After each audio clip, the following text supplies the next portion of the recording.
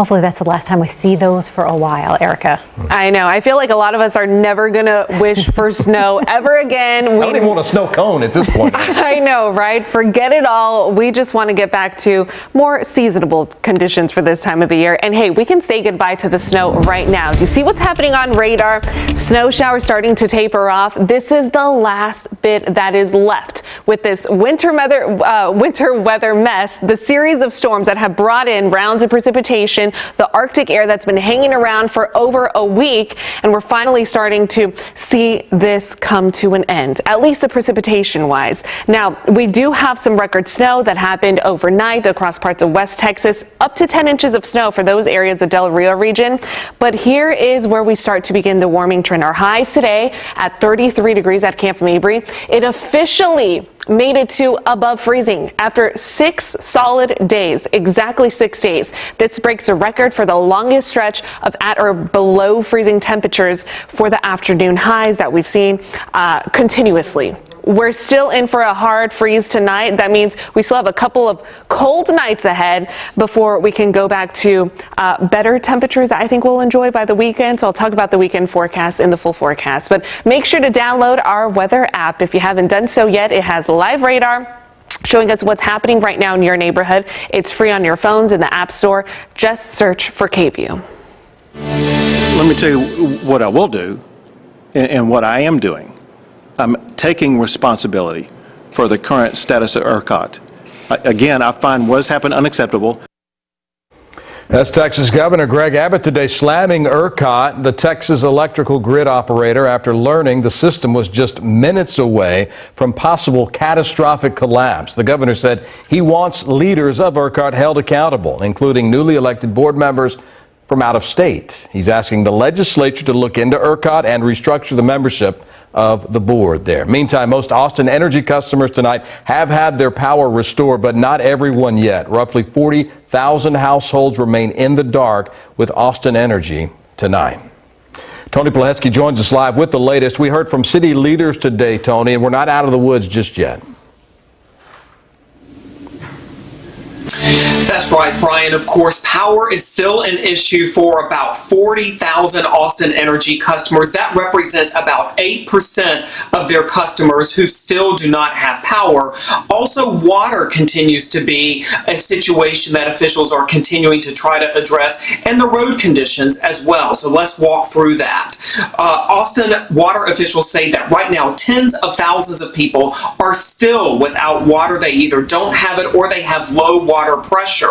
They are still asking people to conserve. That means that you should no longer drip your faucets at this time. The focus, though, in the next few hours and possibly the next few days is going to be restoring water to hospitals. As we all can imagine, that takes first priority with concern with water. It is unclear how long a citywide boil water notice is going to stay in place. With regards to roads, I do want to tell you that Public Works officials said that they have cleared or plowed literally now hundreds of miles of critical streets in the city, making them passable to emergency vehicles in the event that people need to leave their homes and go to one of those warming centers. Though just looking out my window on my own street here in central Austin, there is still some icing and snow on roads. So should you venture out of your home, you do want to continue to use caution, even though city crews have been working to remedy some of that.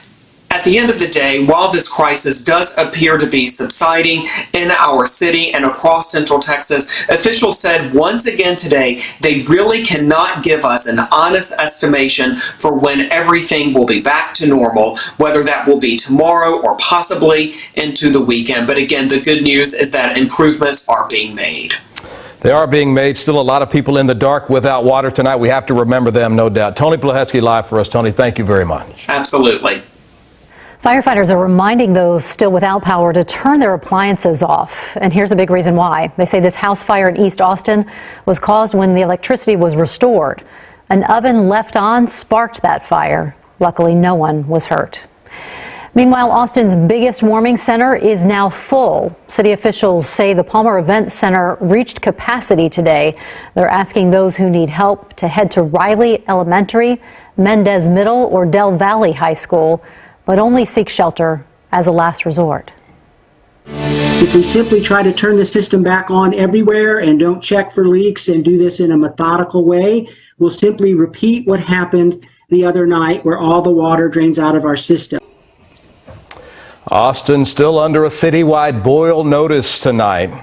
Austin Water says they don't know when the water will be fully restored, even though the main treatment plant is back up and running tonight. Now, before testing the water, Austin Water has to restore water pressure to the system. They also have to look for leaks in the system, which will take time.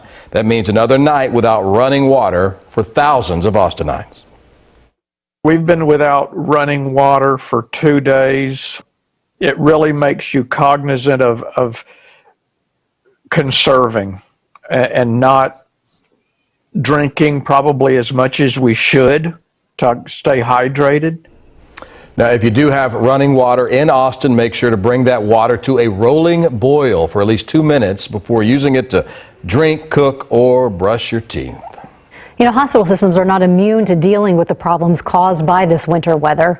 KVUE's Molly Oak is live outside Dell Children's. Molly, all three of our major healthcare systems have really faced issues during this storm.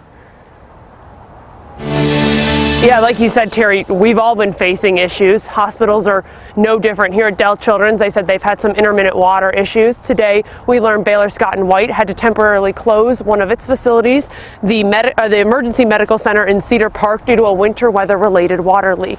They've also had some water outages at their facilities as well, and they've also had to use some backup power. Now, this all started because a St. David's nurse messaged KVUE yesterday saying the water was out at the South Austin Medical Center. Now, 30 patients are transferred out of caution. Today, a spokesperson for St. David's says the hospital is no longer experiencing any heating issues and says they are deploying water tank trucks on site at 3 of the hospitals: St. David's South Austin Medical Center, St. David's Medical Center, and Heart Hospital of Austin, to connect and pressurize their systems due to water outages and or low pressure. Ascension Seton also told KVUE it is also dealing with water problems at several sites, like I mentioned, Dell Children's being one of them. We do have the full statements from all 3 hospital systems online at KVUE.com right now, Terry.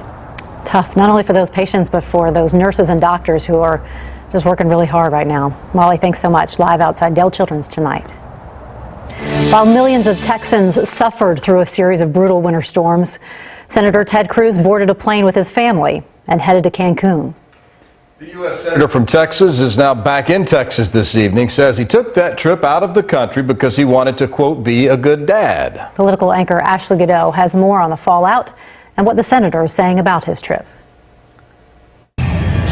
Accompanied by Houston police, U.S. Senator Ted Cruz landed in Houston Thursday afternoon after being berated on social media.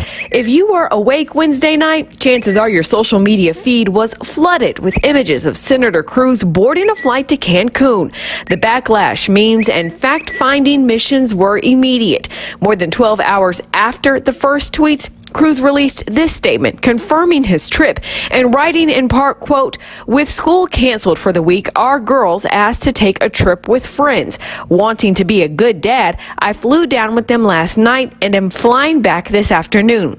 It didn't take long for journalists to find that flight back was booked this morning, and the senator was originally set to come back Saturday. I was sure it was a hoax that somebody had put together. Gilberto Hinojosa is chair of the Texas Democratic Party and a fierce critic of Cruz. The party is calling on the Republican to resign. The bitterness that people have in this state towards the elected leaders is going to cause such a reaction to him personally in this state that he's not going to want to be seen or heard of in this state any longer, and that his best choice is to walk away from it. While that is unlikely to happen, this trip doesn't bode well for the former presidential candidate. Earlier this week, he tweeted, quote, "I got no defense," after tweets resurfaced of him criticizing California during its energy crisis. And people are resharing this December tweet of Cruz slamming Austin Mayor Steve Adler for going to Mexico during the pandemic and telling others to stay home. Despite the backlash, the senator says he is committed to helping Texans during the crisis. Ashley Godot, KVUE News. Still ahead here on KVUE News at 6, hungry Texans waiting for hours in grocery store lines as they run out of food. How the weather is disrupting the supply chain. And the distribution of COVID-19 vaccines grinds to a halt as snow and ice cripples the state. How health leaders plan to make up for those delays coming up.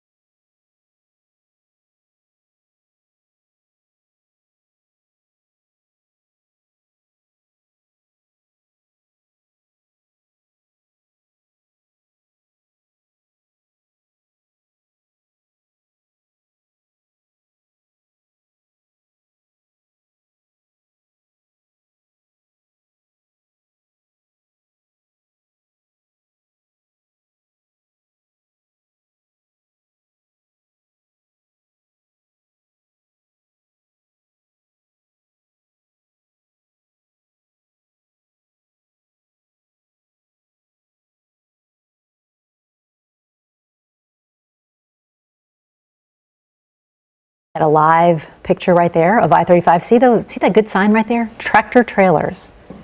That's several 18-wheelers we've seen tonight. That's probably the first sign we've seen in days of those big trucks on the highways. It's good to see the actual highway too, and not the white on top of the highway. But those trucks, yes, that's going to be big as we head through the next few days here, getting those store shelves stocked again. Yeah, because there is a huge problem for Texans who do have their power back. They are running out of food. It's getting hard to find more, unfortunately, for many of these stores. Investigative reporter Brad Stryker has more on what grocery stores look like now and how much this storm could affect the food supply.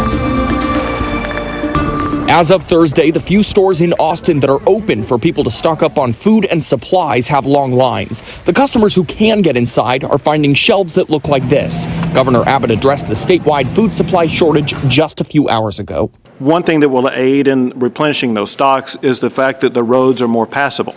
And other Texas leaders spoke out about the food supply problem earlier today. The shelves are bare of any type of dairy products, no eggs.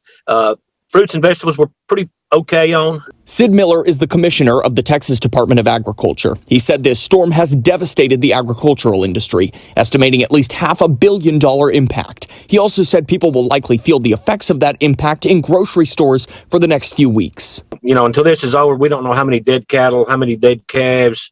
We don't know the overall effect, how much milk we've dumped, how many chickens froze to death. Low food supply in Texas is also hitting hunger relief charities hard, which is impacting Texans in need. The Central Texas Food Bank has had to cancel food distribution events this week. Our fleet, our equipment, our facility, our operations have taken a pretty heavy hit with these extremely low temperatures and hazardous road conditions. President and CEO Derek Chubb says they haven't lost any food so far. He thinks the food bank can make it through next week. But if supply is adversely impacted, like Commissioner Miller said it could be, then it might create problems for Texans in need. Today and next week, we're good. if you and I are having this conversation a week and a half from now, we could be having a very different conversation. Governor Abbott recommends Texans who want to help improve the food supply go to this website, www.feedingtexas.org. In Austin, for the KVUE Defenders, I'm Brad Stryker. Winter weather also impacting vaccine distribution. Austin Public Health says vaccination sites are closed through Friday because of the weather. They're not sure when they'll be able to give vaccinations again, but officials will eventually reach out to people to reschedule those appointments. They had to cancel more than 2,000 of them last week. They remind people you can still get your second shot between 28 and 42 days after your first. The CDC told KVUE severe winter weather is causing national delays in vaccine shipments and deliveries, specifically shipments out of FedEx in Memphis, Tennessee, and the U.S. Postal Service facility in Louisville, Kentucky. Those places are vaccine shipping hubs for multiple sites and states. The CDC says they're monitoring weather conditions and trying to mitigate potential delivery delays and cancellations.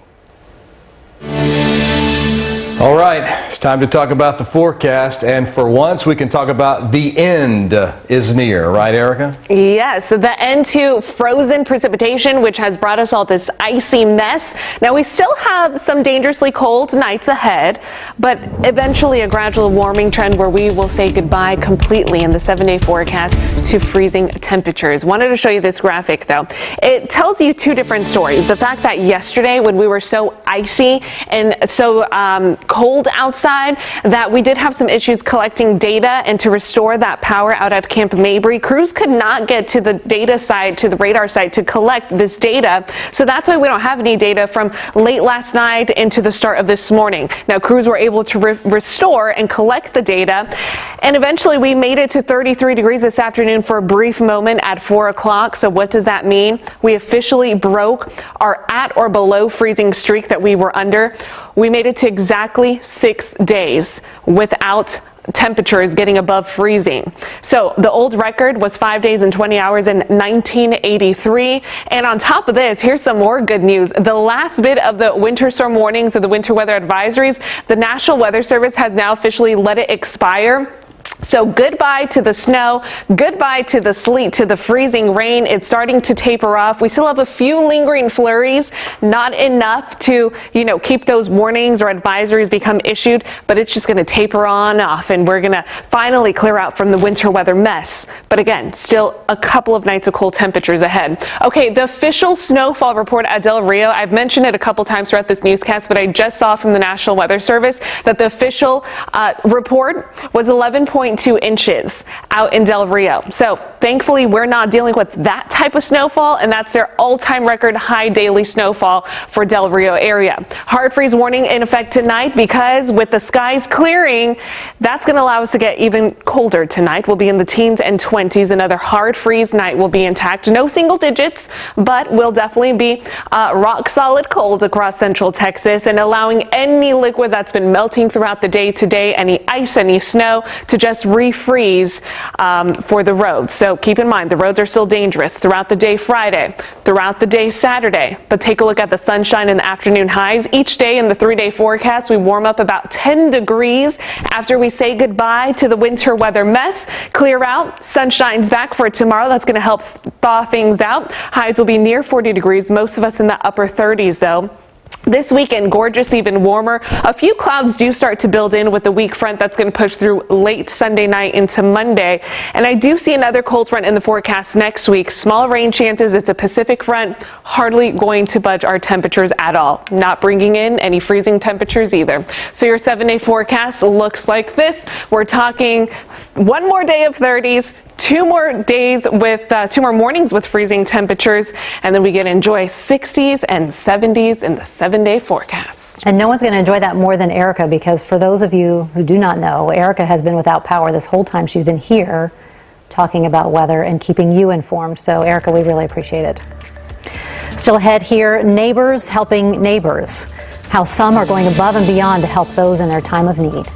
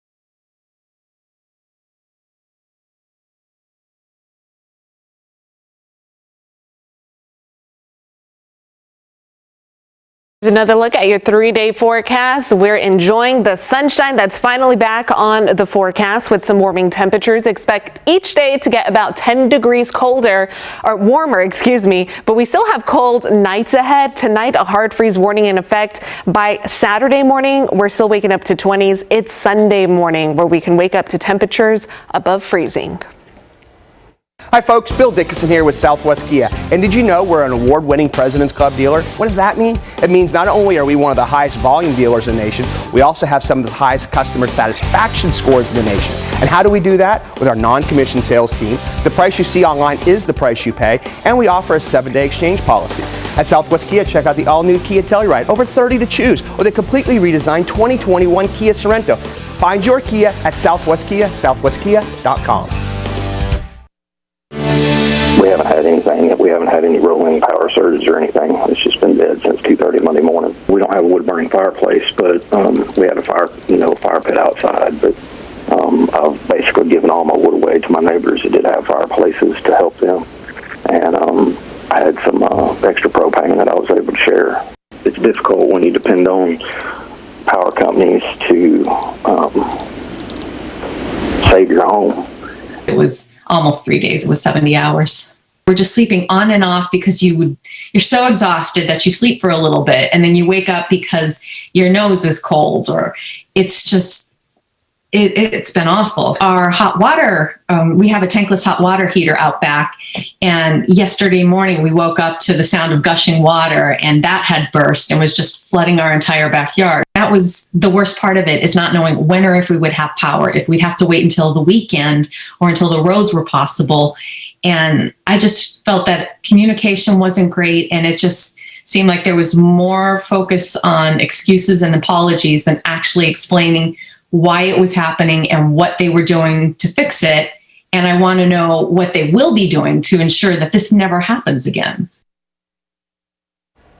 You know, amid so many hardships this past week, there are stories of people caring for others. And we want to share some of those with you, like the story of Deborah and John Cahill of Florence. Despite being without power themselves, the family with a heart as big as Texas stepped up to help their neighbors, cooking hot meals by a gas stove. The family trekked through the snow on foot and by ATV to deliver food all along with firewood to those in need. Those of you familiar with Florence know people don't live right next to each other. Awesome stories. Thanks for sharing. We'll be right back.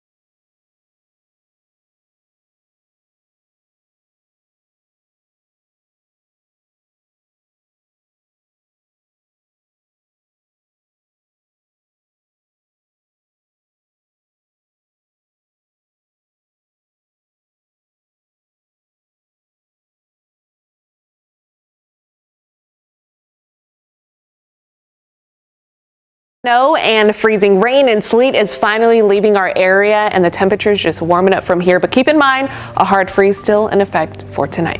Be safe out there tonight. Think of your neighbors who still don't have power or water, and be safe out there tonight. Thanks for joining us for KVUE News at 6. Check on folks. Appreciate you being here. This is a final look at the Lake Travis tonight. You can see those sometimes islands. The snow starting to melt. Maybe that's a good sign. Sign of hope.